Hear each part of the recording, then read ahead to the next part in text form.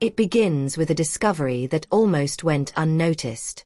In February 1943, as British forces of the 8th Army advanced across the shifting sands of Tunisia, a signals officer with the 5th Indian Infantry Brigade intercepted a fragmented Italian transmission. The message, partially coded and abruptly terminated, referenced an unnamed segretario attempting to flee Mussolini's inner circle. At first, it was dismissed as background noise amid the chaos of the North African campaign. But to the analysts of MI6's Section 5, the wording carried weight.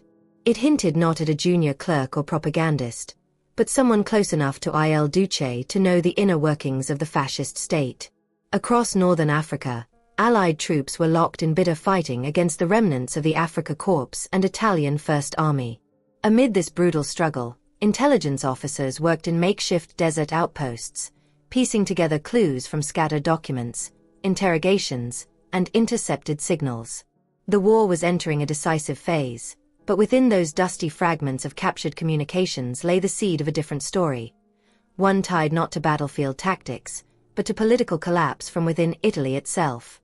The human challenge of those early days was immense. MI6 officers worked with limited equipment, often relying on hurried translations performed inside tents lit by dim lanterns. One translator, Lieutenant Harold Levinson, later recalled that the intercepted note carried an unusual tone. It spoke of fear, personal fear, not strategic. As if someone had crossed a line they could never walk back from. The message suggested that Mussolini's personal secretary had attempted to defect, carrying with him sensitive information capable of harming the regime. But no name was attached, and the message cut off mid-sentence, as though silenced by force. To understand the gravity of that clue, one must look at the political landscape inside Italy in early 1943. Despite fascist propaganda boasting of inevitable victory alongside Germany, Italy's leadership was fracturing behind the scenes. Food shortages were worsening, industrial output was falling, and the disastrous defeats in North Africa and Russia were fueling internal dissent. Personal secretaries to high-ranking officials were often more than clerks. They were witnesses, confidants, and sometimes unwilling participants in schemes of coercion, bribery, or suppression. A secretary defecting would have risked not only their life, but the lives of those around them. Within Section 5, analysts cross-referenced captured documents and testimonies from Italian POWs. But Mussolini's administration was notoriously opaque. Records were dispersed, often deliberately misleading, and deeply compartmentalized. Still, several indicators began pointing toward a high-ranking aide whose role extended far beyond administrative duties. An OSS liaison officer stationed in Cairo remarked that there had been rumors within Italian diplomatic circles of a trusted man, trained in silence, who had grown increasingly uneasy with the direction of the war. Could this be the same figure mentioned in the intercepted broadcast? The insight deepened when British forces secured a small outpost south of Medellin. Among confiscated files was a torn memorandum from the Italian Ministry of Popular Culture, referencing an internal inquiry into communications breach and unauthorized disclosure. Though indirect, it hinted that someone inside Mussolini's immediate circle had attempted to pass information to an unknown recipient, and had likely been caught in the attempt. What that information contained remained unclear, but the stakes were evident. For Mussolini, already losing confidence among his generals, any suggestion of disloyalty within his inner staff carried dangerous implications. Yet uncertainty remained the defining element of this emerging mystery. No official documentation confirmed a defection attempt. No witness provided a concrete name. The message could have been a fabrication, or even a German ploy designed to mislead Allied intelligence. But the phrasing, emotional, urgent, did not fit the pattern of deception. Someone had spoken out of fear, and someone else had silenced them. In the years since, historians have remarked on how the stress of early 1943 shaped the actions of Italy's ruling elite. A diary entry from Galeazzo Ciano, Mussolini's son-in-law and former foreign minister, captured the atmosphere. There is fear everywhere, not of the Allies, of each other. If a personal secretary had indeed attempted to flee the regime, his confession could have revealed deep fractures long hidden behind fascist bravado. What modern investigators take from this moment is the importance of fragility within authoritarian systems. Great powers may fall not through external blows, but through the quiet unraveling of trust among those closest to the center. The intercepted signal from Tunisia, faint and incomplete, was one such strand. As British intelligence filed the message for further analysis, no one could know how central it would become to understanding Italy's looming collapse. Nor could they foresee what would soon surface in Sicily. Documents that would expand this mystery beyond the desert sands and into the heart of Mussolini's final months.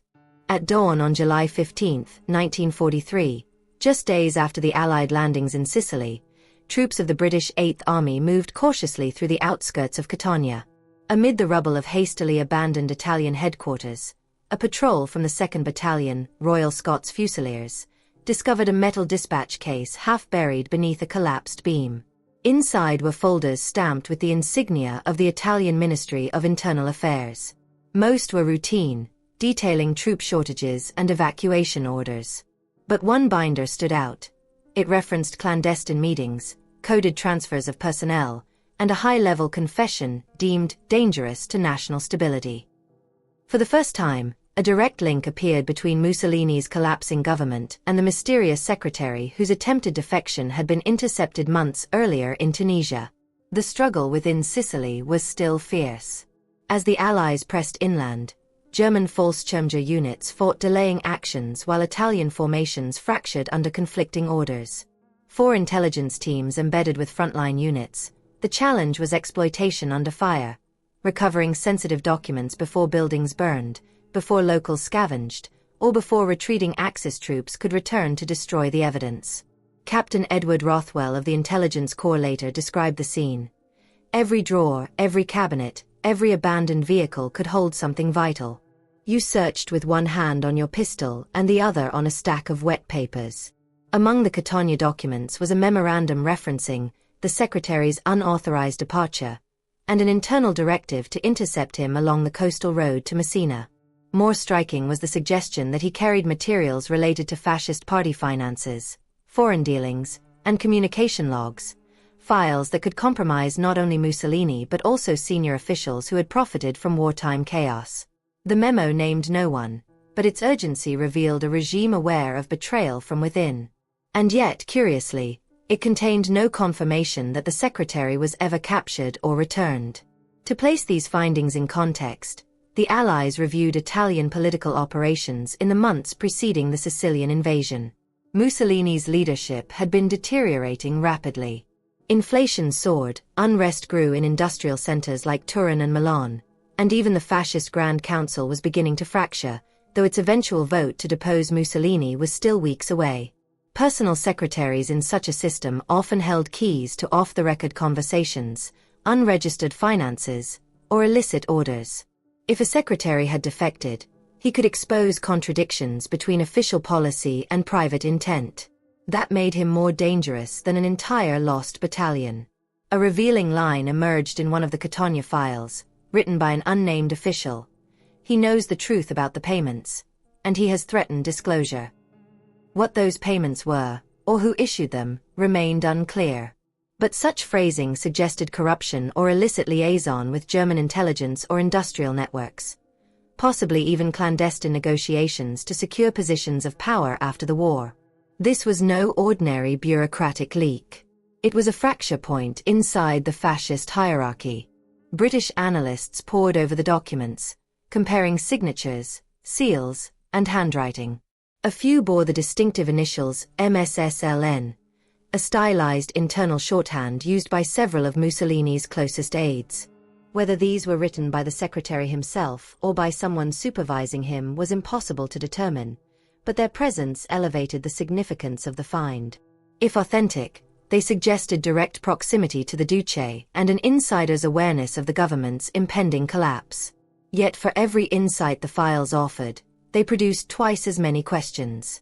One entry described a night meeting in Rome, cryptically noting, "He spoke openly. Too openly. Action required by dawn." Another referenced a transfer order for 2 Carabinieri officers assigned to pursue an unnamed, dangerous individual. Beyond those fragments, the trail went dark. There was no arrest log, no interrogation report, no transfer to Rome or Milan. It was as if the secretary dissolved into the chaos of the retreat. The revealing moment came when a field interpreter uncovered a brief annotation in the margin of one memo. German assistance requested. The Germans, especially the Sicherheitsdienst, were notorious for intervening when they believed Italian security was insufficient. This raised the possibility that the secretary never reached Allied-controlled Sicily because he was intercepted earlier by German forces. But without hard evidence, it remained speculation. Reflecting on these discoveries decades later, historians view the Catania files as an early indicator of a regime cannibalizing itself. Senior officials turning inward, hunting for traitors, and concealing their own fears. Modern intelligence officers studying the case often cite it as a lesson. When authoritarian systems face collapse, their internal documentation becomes a mixture of truth, paranoia, and strategic omission. As the Eighth Army continued pushing north, the dispatch case was shipped to Bletchley Park for deeper analysis. There, codebreakers hoped to match its references to intercepted Enigma traffic. But before any clear connection could be drawn, new reports arrived from the Italian mainland. Stories from partisans in the Apennine Mountains about a high-ranking official traveling under escort shortly before disappearing entirely. The mystery was deepening. And the trail was shifting from Sicily to the rugged passes of northern Italy, where terrain and secrecy concealed far more than abandoned paperwork. In the winter of 1943, as Italy fractured under the pressure of invasion and internal revolt, a new thread emerged, this time from deep within the Apennine Mountains. Partisan fighters operating in the Modena region reported witnessing an unusual escort movement. A small convoy of Italian officers and German troops transporting a high-ranking civilian whose identity was deliberately concealed. At first, the sighting seemed insignificant. But when OSS operatives cross-checked the account with recent intelligence from Sicily, the pieces aligned with chilling precision. The missing secretary, whose disappearance had troubled Allied analysts for months, may not have vanished in the confusion of the fascist collapse. He might have been taken. The struggle on the ground was brutal. Following the armistice of September 8, 1943, Italy effectively split in two. In the south, Allied forces advanced northward, facing fierce German resistance. In the north, the puppet Italian Social Republic, RSI, emerged under Mussolini, kept alive only through German military support and the ruthless efficiency of the Sicherheitsdienst, SD. Civilians were caught between occupying German forces, fascist loyalists, and rapidly growing partisan groups. Roads were watched, villages searched, and rumors could cost lives. 4 OSS teams embedded with partisan units, such as the famed Dingo mission operating around Bologna. The challenge was distinguishing truth from rumor. Eyewitness accounts varied, but several consistent elements stood out. In late November, villagers near the town of Fanonno recalled a convoy of 3 vehicles grinding up the mountain road toward the Passo del Lupo. One truck carried crates stamped with the Black Eagle of the German Reich. Another held a blindfolded man in civilian clothing, flanked by 2 carabinieri officers who seemed troubled, even embarrassed. One partisan, identified only by the nom de guerre, Ferraro, gave a detailed statement to OSS agent Captain Joseph Milano. He was no ordinary prisoner. The guards were nervous. They kept saying, if the Germans knew what he carried. But the Germans already seemed to know. When Milano asked Ferraro what exactly the man carried, the partisan shook his head. Not papers. Not anymore. Information. Something in his head. To understand this sighting, Allied analysts dug deeper into the secretary's earlier life. Mussolini's personal secretaries were often chosen from educated, loyal families tied to the fascist administration. Many were aware of confidential discussions about Italy's industrial contracts, secret police operations, and foreign dealings. If this secretary had indeed attempted to defect, carrying knowledge that threatened both Italian fascists and their German allies, he would have been a priority target for the SD. A revealing OSS report dated December 4, 1943, described German concerns that an Italian insider possessed critical knowledge of financial transfers and unapproved diplomatic correspondence. This aligned eerily with the memo discovered in Catania referring to payments and disclosure. If the secretary knew of illicit funds funneled between fascist officials and German industrial partners, or of attempts by certain Italian leaders to secretly negotiate with the Allies, his existence posed a danger to both regimes. The reveal came through a second partisan testimony from a former clerk who had fled the RSI police headquarters in Medina. He claimed that an urgent message circulated in early December ordering increased vigilance for a high-value detainee being transferred from Florence to Verona. The man was described as a traitor with knowledge of state proceedings. No name was given, but the description matched perfectly. Mid-40s, educated, closely tied to Mussolini's office. The clerk added a chilling detail. They feared he would talk under pressure. So the Germans insisted on taking him. Yet despite these clues, the trail abruptly broke. After the convoy's passage near Fanono, no partisan group reported seeing it again. No checkpoint logs survived. No prisoner lists from RSHA headquarters mention a man matching the description. It was as if the secretary entered the Apennines and vanished into the cold mountain air. Modern historians point to the geography as part of the explanation. The Apennines offered ideal terrain for covert transfers. Narrow passes, isolated farms, and shifting battle lines made it easy for the SD to hide movements. One OSS field report concluded, if the Germans wished to make a man disappear, the Medina route was well chosen, remote, unforgiving, and loyal to no side. For contemporary intelligence officers, the case remains a lesson in the fragility of wartime documentation. Convoys moved without paperwork. Prisoners changed hands without signatures. Local witnesses were threatened into silence or killed. Even after the war, Allied investigators found only fragments, scorched files, contradictory testimonies, and the uneasy sense that more had occurred in those mountains than anyone admitted. As December 1943 turned to January 1944, the search for the secretary shifted from Italy's partisan networks to Allied signals intelligence stations.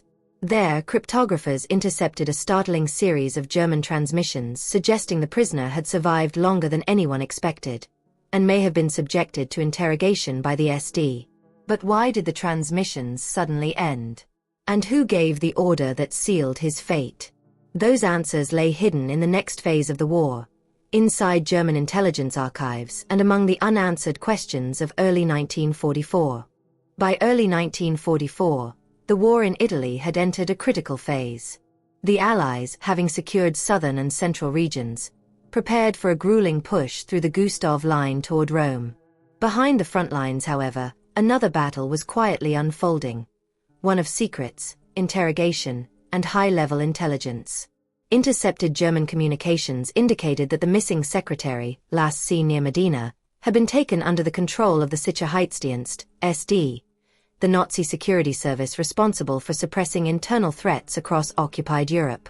Suddenly, the question that had haunted MI6 and OSS officers for months shifted. Had he survived long enough to reveal the knowledge he carried, or had he been silenced almost immediately? The struggle was both human and tactical. SD officers, known for their ruthless efficiency, operated with meticulous planning. Small, tightly controlled facilities in northern Italy, ranging from converted villas to secure offices in Milan and Verona, functioned as interrogation centers. Here, detainees with critical intelligence were subjected to exhaustive questioning, often under conditions designed to intimidate rather than harm immediately. According to declassified OSS reports, high-value prisoners were sometimes moved under cover of darkness, transported in unmarked vehicles to locations chosen for maximum secrecy. Any misstep by the Allied intelligence could mean losing vital information permanently. One intercepted German report, dated February 2, 1944, referred explicitly to the individual possessing information on fascist finance and inner circle communications. It went on to note that the prisoner was resistant, but the matter is pressing. He must not escape or divulge beyond acceptable limits. For Allied analysts, the document confirmed long-held suspicions. The secretary had been captured but had not yet yielded all the intelligence he might possess. This suggested he was alive, and perhaps still capable of shaping the course of events if the right pressures were applied. To understand why the secretary was so significant, it helps to examine the content attributed to him. Earlier discoveries in Sicily had referenced internal dissent, clandestine meetings, and unauthorized communications, hinting at corruption and treason within Mussolini's government. If these documents were accurate, he could identify officials engaged in secret negotiations with Germany, falsification of military reports, or diversion of funds intended for wartime production. In effect, the secretary represented a nexus of truth that could dismantle both fascist and German control in Italy. Insight into the human side of the ordeal comes from a surviving diary fragment found decades later in German intelligence archives. Though heavily redacted, the entry described an interrogator's impression of the prisoner. He speaks with care, but the fear is palpable. He knows what cannot be known. Yet there is no panic, only calculation. One wonders if he will break, or if silence will be his weapon. The secretary's awareness of the stakes, and the precision of his restraint, added an almost cinematic tension to what historians now view as one of the war's most enigmatic episodes. Then came the revelation that deepened the mystery. On March 17, 1944, German signals abruptly ceased referencing the prisoner. Intercepted communications to Berlin mentioned a transfer, but provided no details. No new location, no confirmation of detention, no mention of outcome. Analysts in both MI6 and the OSS speculated feverishly. Had he been executed? Hidden in another facility? Or perhaps absorbed into some shadow role that would erase him from official records? The ambiguity was deliberate. The SD specialized in leaving no trace. The absence of information was itself a calculated weapon. Reflecting on these events, modern military historians emphasize the combination of geography, bureaucracy, and human fear. Northern Italy's fragmented terrain, the multiple overlapping authorities of RSI and German forces, and the obsessive secrecy of the SD created conditions where someone of critical knowledge could simply vanish. For the Allies, every file recovered, every report intercepted, only deepened the sense of unease. The secretary had entered a realm of silence where his fate was a question mark, a tension that historians continue to debate. Yet the story does not end with uncertainty alone. Allied analysts considered the possibility that the secretary's knowledge had been partially transmitted, perhaps under duress, into German intelligence networks. If so, the implications for subsequent operations were significant. Supply routes, partisan coordination, and strategic decisions in northern Italy might have been influenced by information extracted from him. The absence of clarity made reconstruction of events difficult, but it underscored a key wartime lesson. Human intelligence was fragile, elusive, and often incomplete.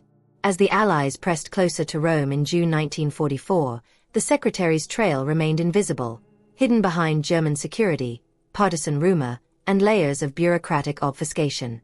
Analysts were left with fragments, cryptic reports, intercepted signals, and partially destroyed files. Each new clue only intensified the tension, hinting at both what might have been revealed and what had been irretrievably lost. In the coming months, the story would resurface in an unexpected form. A damaged notebook discovered during the Allied advance through northern Italy, potentially belonging to the missing secretary himself. Its existence suggested that, despite months of uncertainty, pieces of his experience, and perhaps his confession, had survived the war. But what secrets it held, and whether it could clarify or deepen the mystery, remained tantalizingly out of reach. In the spring of 1945, as Allied forces swept through northern Italy and German resistance crumbled, American troops of the 10th Mountain Division advanced into the Pie Valley. In a bombed-out villa near Reggio Emilia, soldiers discovered a charred but remarkably intact notebook. Its pages, yellowed and torn, were quickly identified by intelligence officers as potentially belonging to Mussolini's long-missing secretary. The discovery electrified OSS historians and MI6 analysts alike, who had followed the secretary's trail for nearly 2 years, from Tunisia to Sicily, through the Apennines, and into the shadowy corridors of SD interrogation centers. This notebook represented the first tangible connection to a figure whose movements had been shrouded in secrecy and rumor throughout the war. The struggle to interpret its contents was immediate. Many pages had been deliberately torn or scorched, leaving only fragments of sentences, cryptic references to payments, meetings, and a betrayal within the Duce's inner circle. Intelligence officers worked in makeshift tents, employing translators fluent in both Italian and German, piecing together handwriting, shorthand notations, and contextual clues. Captain Leonard Hayes of the OSS remarked, "Every line is a thread. Pull too hard, and it unravels into chaos. But together, these threads may reveal the web we've been chasing for months." Each fragment suggested fear, disillusionment, and growing moral conflict. A man caught between loyalty to his nation and the realization that Mussolini's regime was collapsing under the weight of its own corruption. The historical context makes the notebook's significance clear. By early 1945, Italy had been liberated in stages, with partisans controlling key towns and Allied units consolidating positions across the north. Mussolini had been executed by partisans in April, and the remnants of the fascist government had dissolved.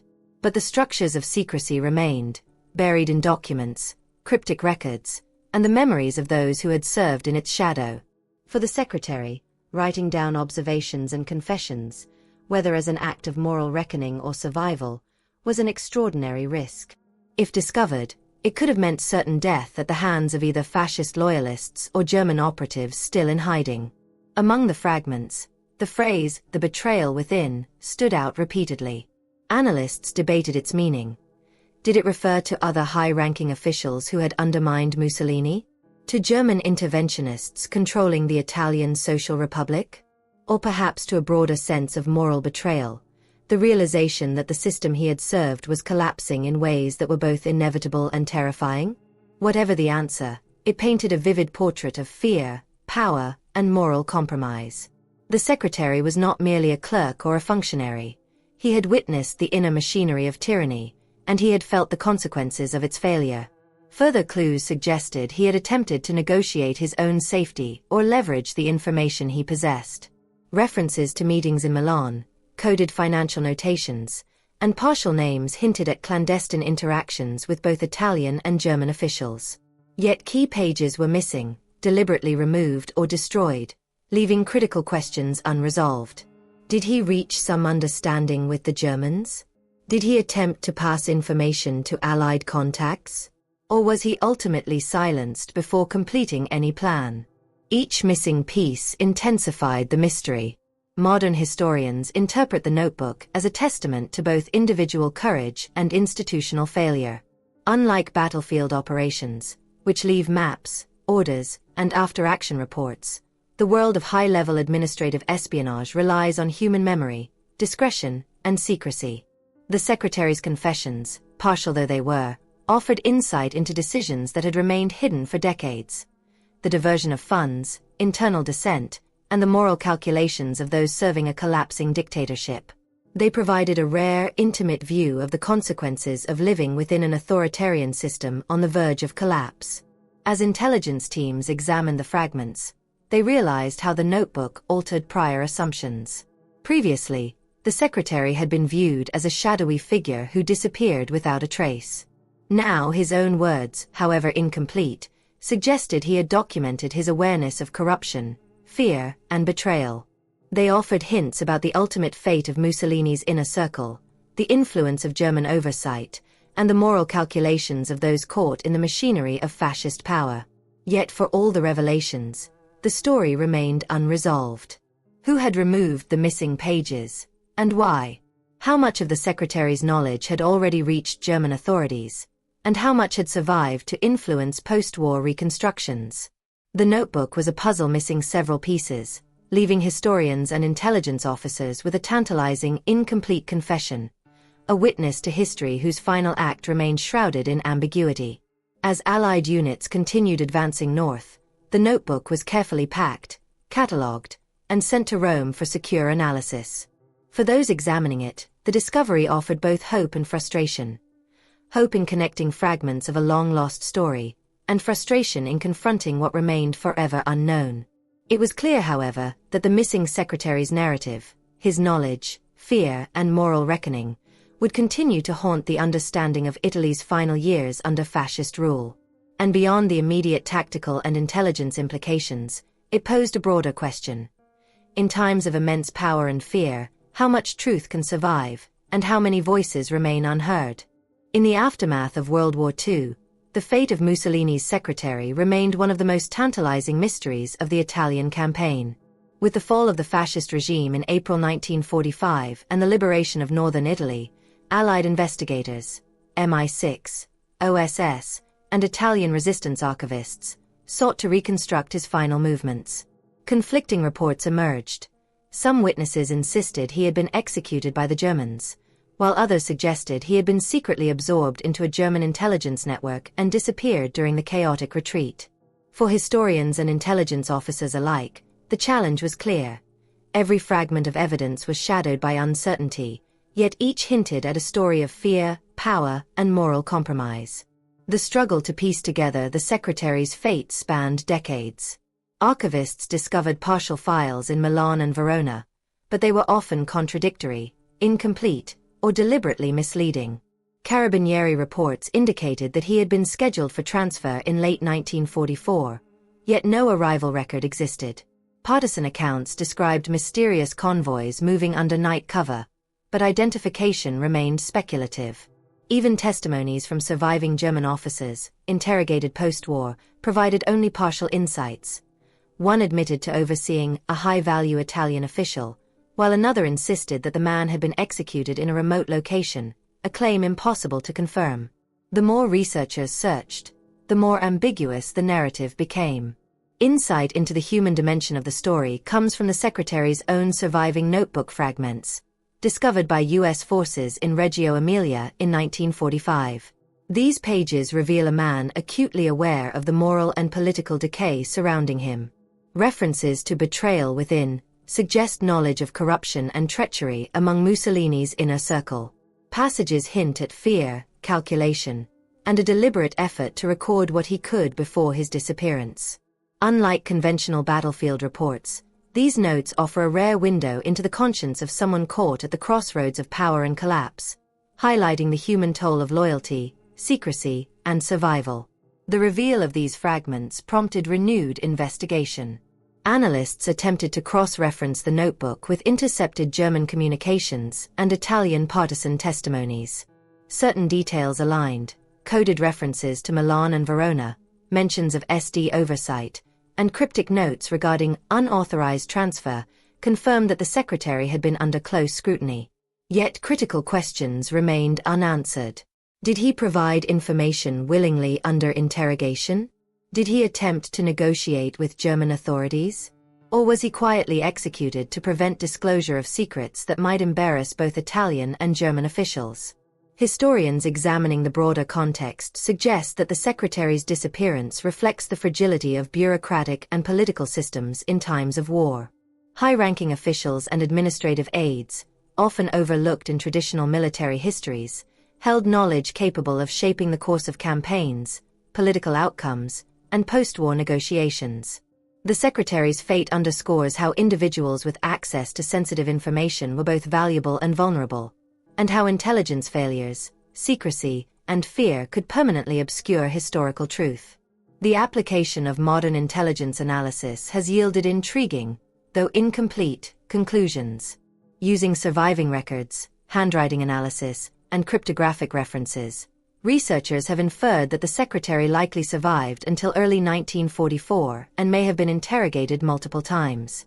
Yet no definitive proof exists regarding his ultimate fate. Some suggest he perished in German custody.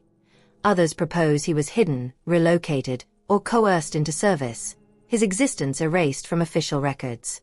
The mystery persists as a cautionary tale about the limits of human documentation in wartime, and the perils faced by those who hold sensitive knowledge. Closing this chapter, one is left with the profound sense of ambiguity that permeates the story. The secretary's confession, partial, fragmented, and heavily redacted, remains a testament to the intricate interplay of fear, power, and betrayal in Mussolini's Italy. Allied intelligence, partisans, and post-war historians alike can only reconstruct a shadow of the truth, piecing together fragments of notebooks, files, and eyewitness testimony. His disappearance serves as a stark reminder that history often retains its mysteries, and that even in the age of abundant records, certain stories are destined to remain unresolved. Ultimately, the case of Mussolini's secretary endures as one of the lesser-known but deeply compelling narratives of World War II. It combines the suspense of espionage, the tragedy of political collapse, and the moral complexity of individuals navigating a failing regime. While some questions may never be answered, the missing pages of the notebook, the shadowy convoys of the Apennines, and the final fate of a man who knew too much, the story continues to resonate. It challenges historians and viewers alike to consider not just the battles fought on open fields, but the invisible struggles of those who bore witness to power, fear, and betrayal from the heart of a collapsing dictatorship.